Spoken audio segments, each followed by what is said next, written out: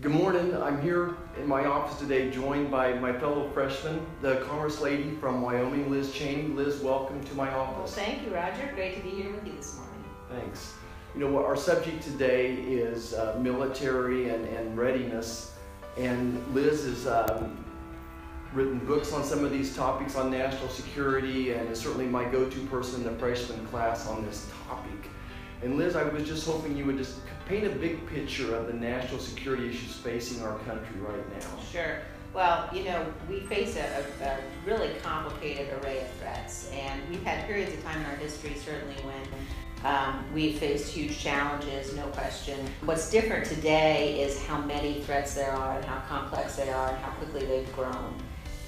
So whether you're talking about North Korea and their nuclear program and their ballistic missile program, the Iranians obviously, Russia and their aggression in Eastern Europe and their aggression in cyberspace as well, the Chinese, you really just have a whole host of sort of national threats in addition to the threats we face from ISIS and Al-Qaeda and terror organizations. So it's a very challenging time, and while these threats have grown over the last 8 years, our own capabilities have in some ways declined. So we're in a situation where we're facing a number of different adversaries, especially the Chinese and the Russians, and obviously the North Koreans too, but the Chinese and the Russians are developing weapon systems that are technologically advanced in some ways to ours, and some of which we don't have the ability at this point to defend against. So we really have got to get moving.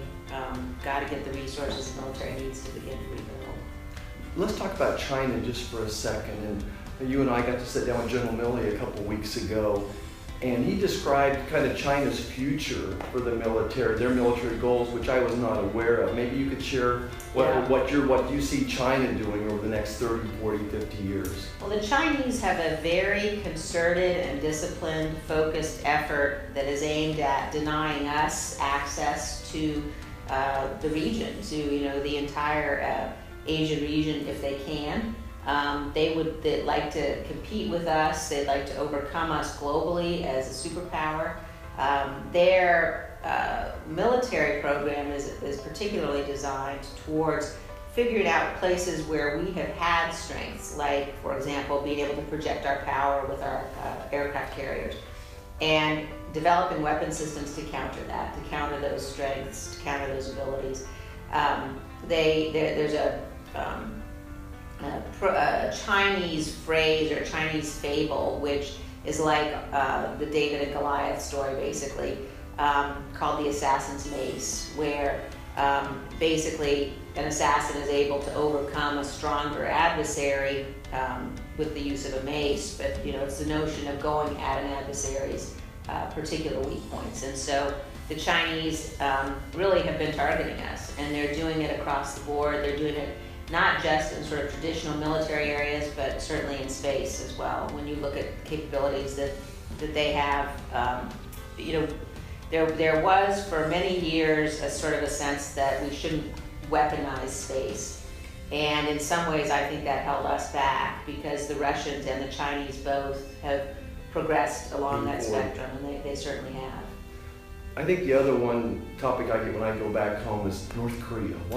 Where are we with North Korea? Do you stay up at night worrying about North Korea, or do you feel like maybe we have it under, at least we're aware of what's going on there? Yeah, I mean, North Korea is very concerning because they clearly have been very focused on developing the capability to launch an attack on us, a nuclear attack, and they've made real progress. And so when you think about what we have to be doing, we certainly have to be in a position where we're expanding our missile defense capabilities. And we have to be careful that a lot of times you will hear people say, well, they now have tested a ballistic missile that can reach the United States, but they don't necessarily have the kind of targeting technology that we do. We don't, number one, really know whether they do or not. And number two, when you're talking about a nuclear-tipped ICBM, targeting is not that important. You don't have to be that precise in order to do, very significant, devastating damage. So I think we've got to make sure both that we're defending ourselves, and with the defense authorization bill we passed We increased funding in a whole range of areas for missile defense. And we also have to take another look, I think, at how we're deterring powers like North Korea and how we're using our own nuclear forces to deter action by others. And whether that means we need to have more of a forward presence in Asia, to be absolutely clear. There's no mistake that if Kim Jong-un were ever to launch against us, that our response would be devastating. It would raise the price, hopefully beyond the point where he would be willing to contemplate launching an attack on us. Let's talk about military readiness for a second. I just welcomed back 4,000 troops to the Big Red One at Fort Riley, who had been stationed in South Korea and doing some maneuvers with them and training with them. And frankly, I'm a little bit concerned about our military readiness. I think our troops are doing everything they can with what we've given them, but just address our military readiness as we know it, as you know it, on the Armed Services Committee. Yeah, well, you're absolutely right to be concerned, and we're so blessed as a nation to have incredible, young men and women like those in the Big Red One, and people who really are willing to put their lives on the line to defend us and defend our freedom. And in too many cases, we haven't kept up our end of the bargain in terms of making sure they have everything they need. The chairman of the Joint Chiefs likes to say, we never want our soldiers or sailors or airmen or Marines to have to go into a fair fight. We want to make sure we go in always with an advantage. And that means ensuring that the airplanes work and they've got spare parts and they've been able to fly and that they've got the latest weapon systems and they've been able to train, and that we've got a force that's large enough so that people are going to be able to have the kind of rotations, between deployments that we know we need to maintain the kind of fighting force that's necessary.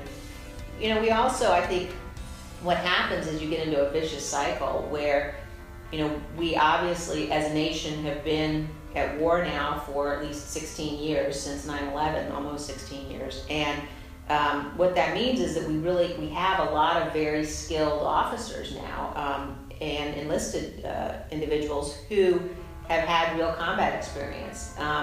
But if they're worried about a hollowed force, if they're worried that we aren't going to have the resources necessary to arm and supply and equip them, or that we won't take care of them and their families, then they'll leave. And we've got to make sure that doesn't happen, that we don't lose that kind of experience, because of everything we have, every single resource we have, the most valuable and important and hard to obtain are those skilled, men and women who fight for us. So we've got to make sure that we equip them and we do the right thing to provide them with the equipment that they need.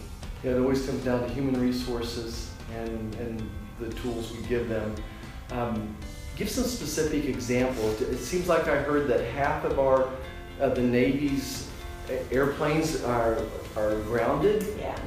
Can you think of any other specific examples? Across the board, you've got, it's over half the Navy aircraft unable to fly.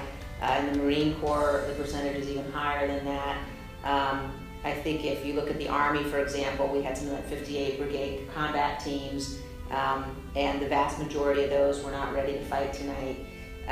You've got stories of Marine aviators having to take spare parts out of museum aircraft because they can't get them elsewhere.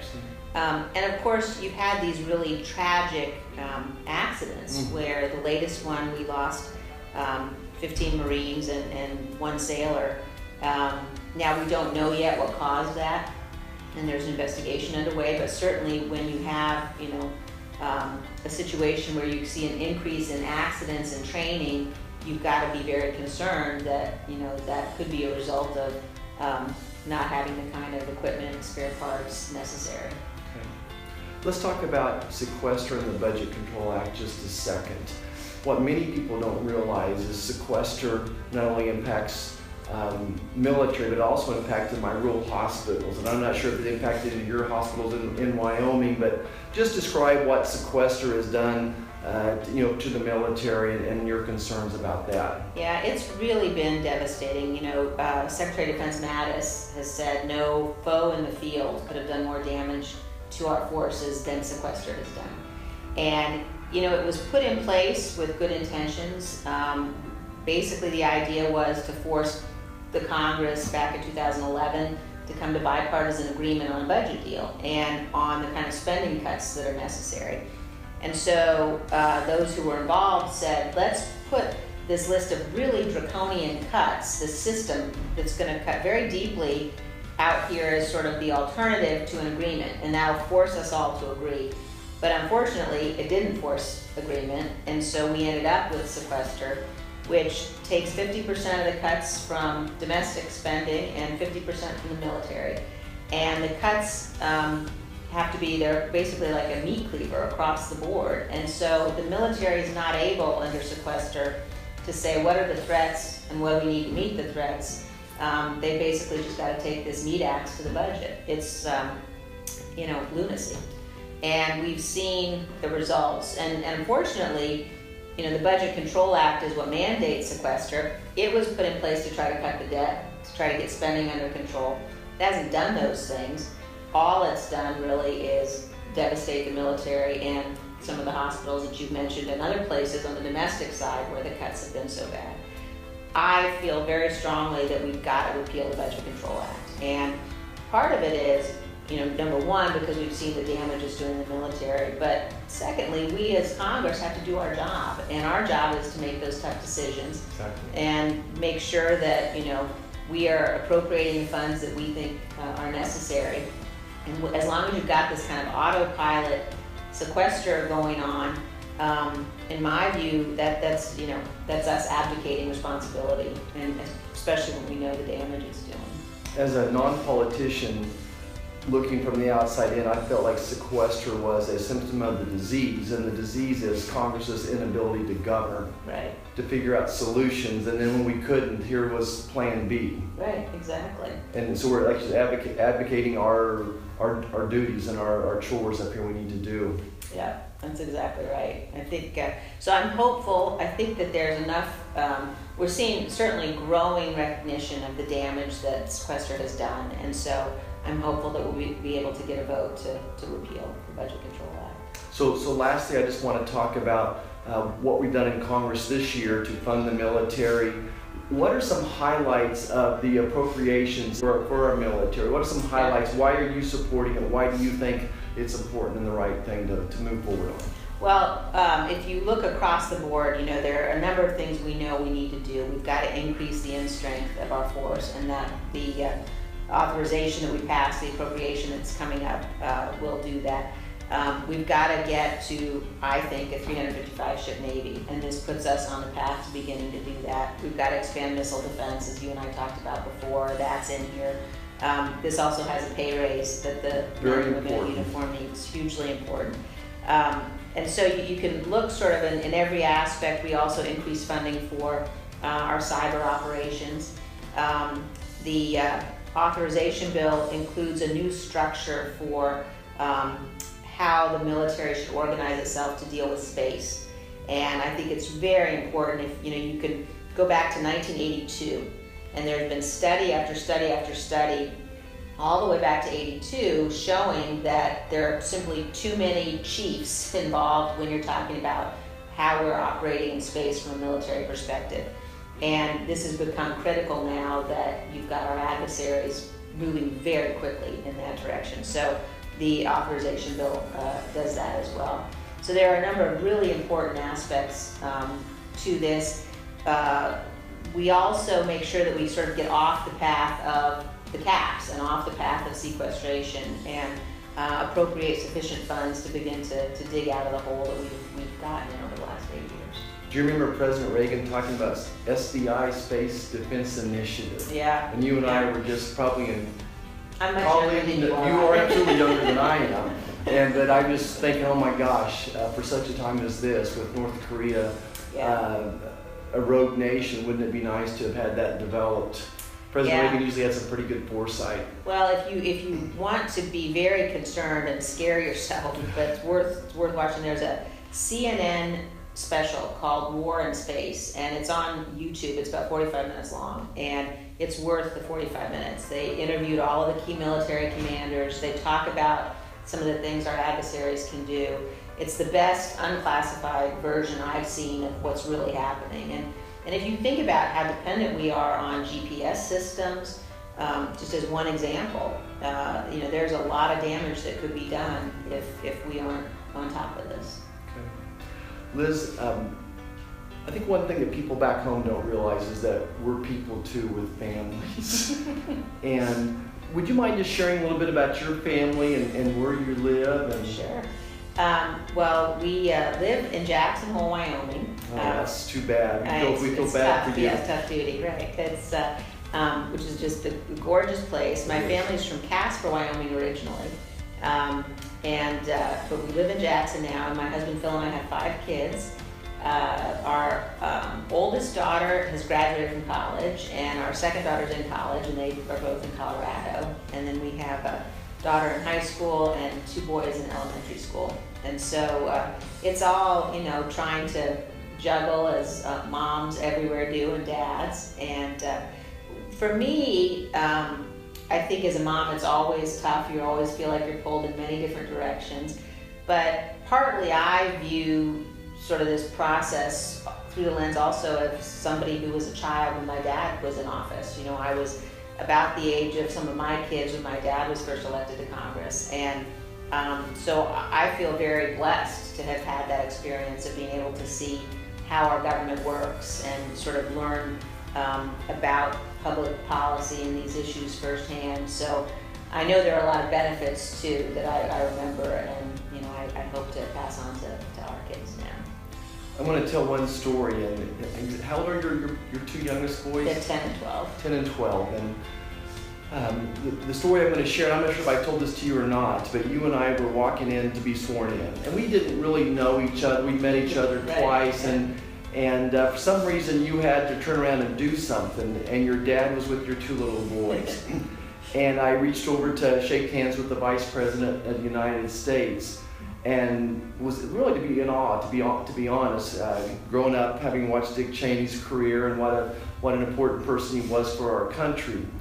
But he made such a point to introduce your 2 little boys to me. Oh. And to make sure, and he was more concerned about your little boys. He was the grandfather, not the Vice President of the United States, and it just made me think, I get it. I get why Dick Cheney and why Liz Cheney are the people they are. It's their integrity, their white family is important. He wanted to make sure his 2 grandsons met another congressman, and he was so proud of you. He was just beaming with pride, and I said, we're going to have a great freshman class. Well, thank you. Thank you for sharing that story and for saying that. And it was a really special day for all of us to be on the floor that day, but to have my dad and our boys there was particularly special. And but it's a great freshman class, and the people of Kansas are very blessed to have you here representing them. And it's been great to get to know you, and an honor to serve with you. Yeah, we got work to do, don't we? We do. Good. Exactly. Liz Cheney, thanks for joining me Thanks, Roger. today. I Great always to be enjoy here. visiting and look forward to doing great things for our country together. Exactly. Thank you.